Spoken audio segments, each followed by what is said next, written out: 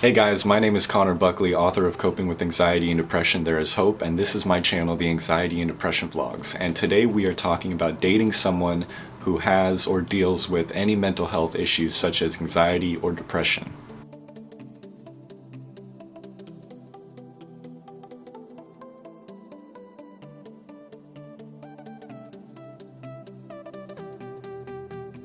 So, before I get into it, I want to explain that I'm not a dating expert. I'm not going to try and tell you how to date or how to do things, but I'm just going to give you some perspective if you've never dated someone with anxiety or depression, and I'm going to give you my experiences on what it's been like for me.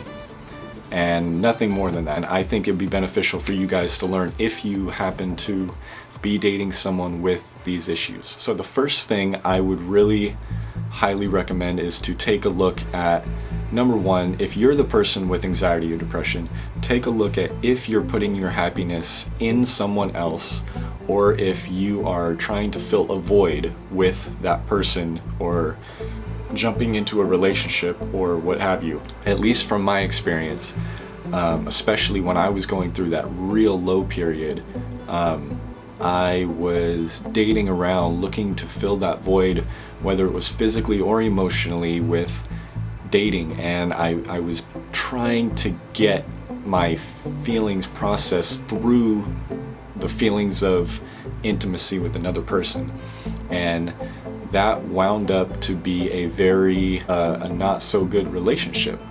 And I realized that I was not happy with myself first before I tried to be happy with someone else. And that would be the one main thing out of all the tips I'm going to give you today that I would really recommend, is make sure that you are happy with yourself.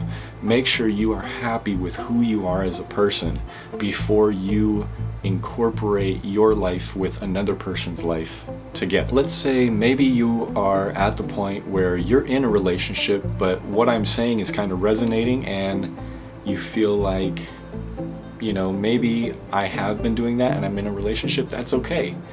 But what you can do if you're in that situation is to realize that this person can add so much value to your life, and this person can drain so much energy of your life as well. And you have to take a look at the pros and cons and realize, okay, is this person adding to my life or taking away?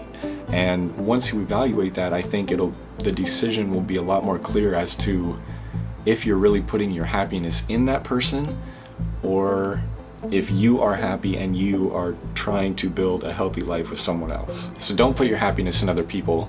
Put happiness in yourself, because you are the only one who can be internally happy. You're the one dealing with your emotions. So it can't be fixed from dating someone else. They can bring joy and add value to your life, but they can't be the external factor of what you put your happiness in. Another tip that I didn't bring up in the first video, when I did the video almost last year, the 10 tips with dating someone with anxiety or depression, one thing I did not say is that if you are new to dating a specific person, if you've only gone on a couple dates, or your relationship is just in the beginning stages and you start hanging out with them more and more, to where your night schedules, your morning schedules are getting mixed together, the biggest thing I would say is keep your routine the same. If you can, at all costs, don't break away from your routine. Having a boyfriend, girlfriend, especially in the beginning stages when that's all you want to do is hang out with them, don't miss your routines. It can screw you up more than you think. Or especially not even dating, but when you go on vacation, how many times do you get away from your normal morning routine or your normal night routine when you go on vacations, when you get in relationships? You know, these things are distractions from your set routines, and your routines are there to help you. And so if you can just remember that, you might not be perfect and succeed all the time. You might miss a morning routine or a night routine, but at least now that you have it on your brain, you can realize, like, hey, I got to be conscious at making sure that I fit my morning or night routine in somewhere, somehow. The third thing I would say is be the other person's cheering section. When no one else is encouraging that person to better themselves, whether they are trying to work out more, eat healthy, be a better person, find a better job. Whenever someone is improving themselves, especially your significant other, be the loudest cheering section that they have on their entire team, because you are going to be the one that when they look back, they're going to be like, all right, what did this person do when I was in this time of need, or when I was trying to better myself? They're going to look directly at you, and if you can be the biggest cheering section for that person, you are going to make a dramatic impact on how well they succeed with overcoming this battle of dealing with depression or anxiety. You are going to greatly impact in a positive way their life. So be the other person's cheering section. It's that easy.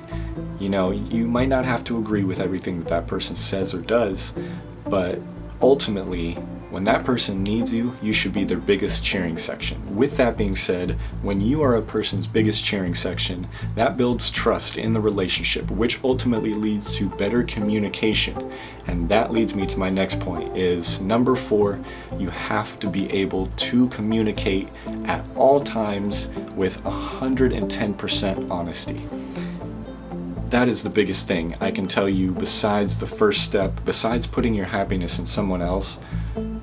Make sure that you have good communication skills. And I'm not talking communication in general, I'm talking when it comes to how you're feeling and how you're dealing with your anxiety, your depression, your mental health struggles.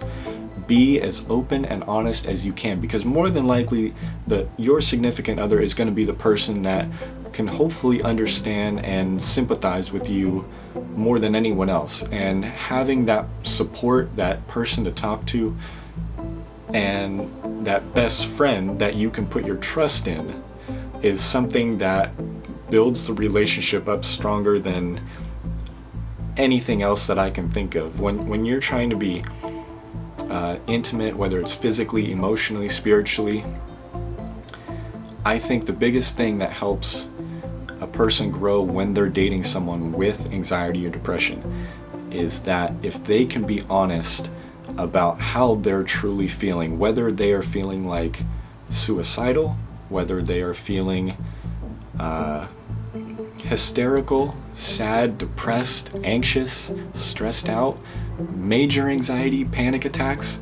If you can be honest about all of those things, and you can truly communicate with your partner how you're feeling and let them know, this is what's going on, this is what I would like from you, and this is how you can help me, that is going to strengthen the relationship 100%. I guarantee it. You can't go wrong with over communicating. Under communicating, especially when you have anxiety or depression, that is a recipe for failure in a relationship, and I have been a victim to that so many times, and I just don't want you guys to make the same mistake. So I implore you, please communicate with how you're feeling with your mental health. And it doesn't have to be every day. It could be once a month or every couple weeks that you just check in and be like, hey, this is how I'm feeling and I wanted to let you know. Here's how you can help, here's how you've been helping, etc. But as long as you're communicating those feelings, your relationship's going to be solid, and it's not going to be any different than if you didn't have mental health issues to deal with on top of just a normal relationship. And that's basically it. So if you remember those 4 basic things, I think you have a pretty good shot at dealing with dating someone with mental health issues. If you haven't seen the first video, my 10 tips on dating someone with mental health issues, you can click right here or click the link in the description below and you can see those. But this time, looking back a year later after I did that video, I realized these were 4 important key steps that I forgot to mention in the first video. So I'm glad I did this. I'm glad that you guys commented and shared your stories with me, that I got to hear a lot of people's different dating stories and struggles that they're going through, and it really opened my eyes to how difficult it can be when you are inexperienced with dating someone with mental health issues. So I just really want to encourage you guys, do as much as you can, practice those 4 things, be conscious about them, do them with intent, and enjoy yourself. Realize that every day is not going to be perfect, but the more effort you give and the more understanding that you have of what that person is going through, the better chance you have of a successful relationship. If you guys like this episode, please leave a thumbs up and subscribe down below to see our latest videos.